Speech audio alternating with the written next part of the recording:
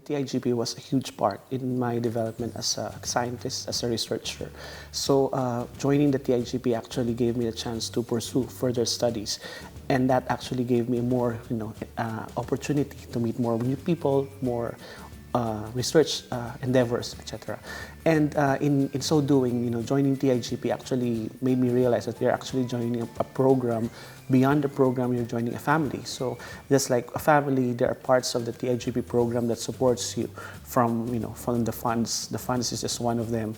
The moral support is there. The administrative support is there, which leads me to, meeting Flora, for example, for the Nano program. She's been very helpful from day one, from the application stage all the way to the registration, all the way to the day-to-day activities of my life as a TIGP student. She's been there. So the whole support system of the TIGP program makes it to a point you don't have any reason not to do good.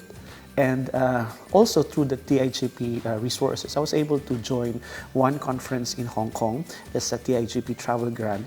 And that conference actually led to another, which led to another. And after just joining the poster presentation part, I have now been invited for 2 consecutive years to be part of the plenary speaking part. So you see the evolution of that type of linkage, that type of exposure that I got as a student. And this linkage in that conference led me to meet these researchers in my field, which is basically on luminescent optical materials. And they've been very helpful in establishing my own career as well in the Philippines.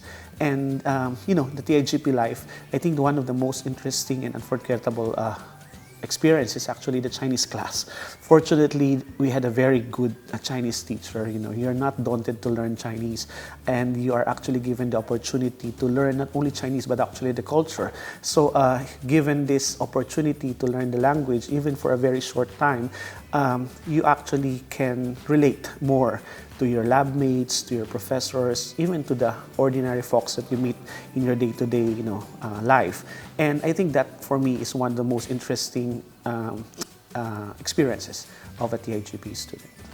Currently, I am now the Chief Science Research Specialist at the Philippine Textile Research Institute. This is a research and development institute under the Department of Science and Technology in the Philippines. So I basically head the research and development team, working as a researcher and also as a research manager. For newcomers, the best reminder actually is once you get in, there must be a reason why they took you in. And that is because there's belief that you could actually hurdle what is actually required of you to successfully exit the program. So the same trust that was given to you at day one, you shouldn't forget it. You shouldn't doubt, because actually you have what it takes. It just needs a little polishing.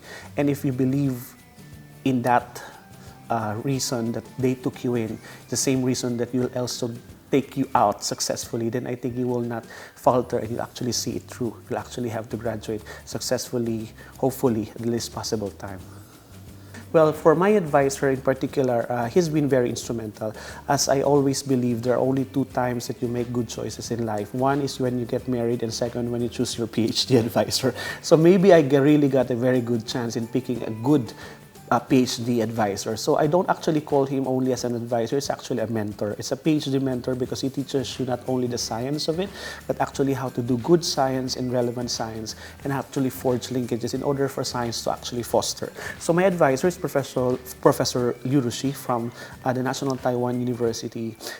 His trust, the guidance, the challenges, and the constant, reminder of to do good, to do well, and to do more and more and more actually paid well. And this work attitude translated to my own handling of my team now in the Philippines. So always, aspiring for what is excellent, what is good, and what is perfect.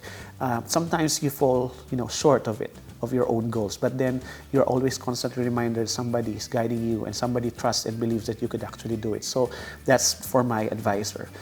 In TIGP, as I said, the Nano program also by itself is a family.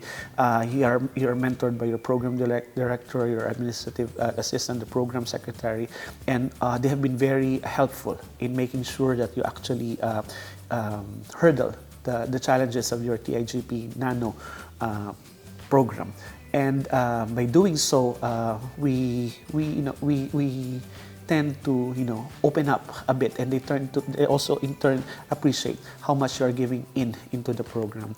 And for the friends, in Taiwan, it's fortunate that we have a lot of Filipinos in Taipei. So they have been very instrumental. A lot of Filipino students have been joining TIGP after I joined. And I think they have formed a huge group of a support system, which is actually very vital. They can tolerate your insanity sometimes. They can just laugh with you, cry with you, and it gives you a new day. And that is very, very important in the life of a PhD student.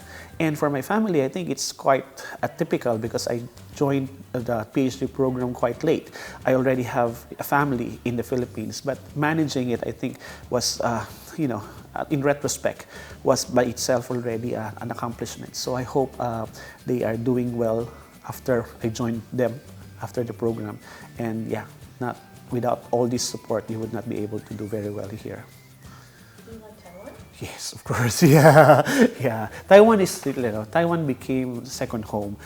I was actually very emotional when I arrived this morning because, the same route that the taxi went through was my same route every midnight for my last trip bus from NTU.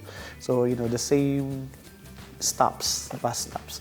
And this morning it was more like you're not going to school, but you're actually going to your graduation, which was also a different feeling.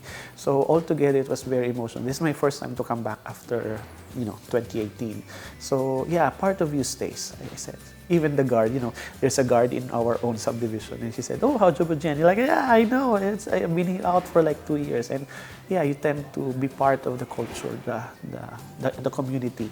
So it's something which I think, even in our culture, you value a lot. It's not only because you know a professor or you know your friends. It's sometimes people who are silently sees you every day that misses you. The one that serves you in the canteen, for example. For me, they are very good reminder of how kind and nice Taiwanese people are. And I think it's a culture that's shared with the Philippines. That's why it appeals to the heart more than it appeals to anything.